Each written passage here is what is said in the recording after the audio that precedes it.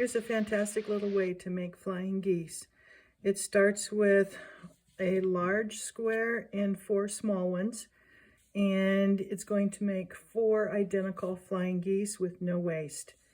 So to start with, on each of these small squares, I need to draw a diagonal line, and I'm using a line on my mat, and I've lined the 2 corners up on the line, and now I'm going to line the ruler up and draw a line right down there. It doesn't need to be dark, it just needs to make sure you go from corner to corner, and I will do that on all of these. I'm going to be using that line that I just drew to sew a 1/4 inch seam on either side of it.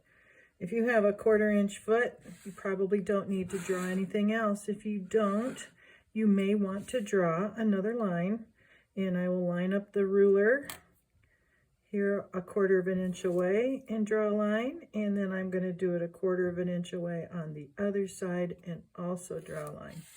And so that you end up with 2 1/4 inch seam lines on either side of that center line. Now that I have my lines drawn, I'm going to put them on the larger square like this, matching up edges here for that corner, and then putting one down here and matching up edges for this corner. And you'll notice that when I have it all lined up, the diagonal lines right through the center also line up. And I'm going to take this to my sewing machine, and I'm going to sew a 1/4 inch away here, come back around the other way and sew a 1/4 inch down the other side. Now that I've sewn on either side of that center line, I can cut right down that center line. This is not a terribly precise cut because that center line has already done its job. And I end up with 2 pieces that look like this.